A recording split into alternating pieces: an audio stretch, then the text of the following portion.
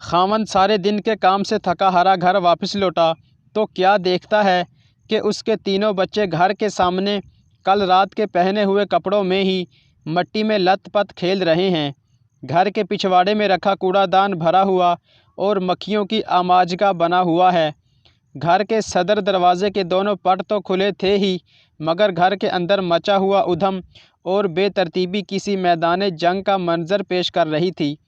کمرے کی کچھ لائٹیں ٹوٹ کر فرش پر بکھری پڑی تھیں تو قالین دیوار کے ساتھ گیا پڑا تھا۔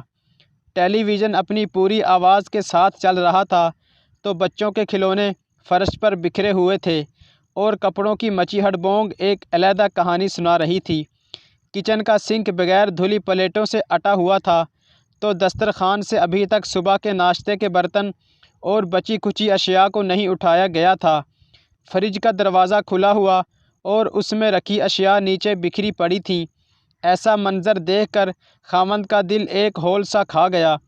دل ہی دل میں دعا مانگتا ہوا کہ اللہ کرے خیر ہو، سیڑھیوں میں بکھرے کپڑوں اور برتنوں کو پھاندتا اور کھلونوں سے بچتا بچاتا بیوی کو تلاش کرنے کے لیے اوپر کی طرف بھاگا۔ اوپر پہنچ کر کمرے کی طرف جاتے ہوئے راستے میں غسل خانے سے پانی باہر آتا دکھائی دیا تو فوراً دروازہ کھول کر اندر نظر دوڑائی۔ باقی گھر کی طرح یہاں کی صورتحال بھی کچھ مختلف نہیں تھی۔ تولیے پانی سے بھیگے فرش پر پڑے تھے، باتھ ٹب صابن کے جھاگ اور پانی سے لبالب بھرا ہوا تھا اور اسی کا پانی ہی باہر جا رہا تھا۔ ٹیشو پیپر مکمل طور پر پانی میں ڈوبے ہوئے تھے، ٹوتھ پیسٹ کو شیشے پر ملا ہوا تھا۔ خاوند نے یہ سب چھوڑ کر ایک بار پھر اندر کمرے کی طرف دوڑ لگائی۔ دھڑکتے دل کے ساتھ دروازہ کھولا تو انتہائی حیرت کا سامنا کرنا پڑا۔ اس کی بیوی مزے سے بیڈ پر لیٹی ہوئی کسی کہانی کی کتاب کو پڑھ رہی تھی۔ خاوند کو دیکھتے ہی کتاب نیچے رکھ دی اور چہرے پر ایک مسکراہٹ لاتے ہوئے بولی، آپ آ گئے آفس سے، کیسا گزرا آپ کا دن؟ خاوند نے بیوی کا التفات اور استقبال نظر انداز کرتے پوچھا، آج گھر میں کیا ادھم مچا پڑا ہے؟ بیوی نے ایک بار پھر مسکرا کر خاوند کو دیکھا اور کہا، روزانہ کام سے واپس آ کر کیا آپ یہی نہیں کہا کرتے کہ میں گھر میں رہ کر کیا اور کون سا اہم کام کرتی ہوں؟ خاوند نے کہا، ہاں ایسا تو ہے، میں اکثر یہ سوال تم سے کرتا رہتا ہوں۔ بیوی نے کہا، تو پھر دیکھ لیجئے، آج میں نے وہ سب کچھ ہی تو نہیں کیا جو روزانہ کیا کرتی تھی۔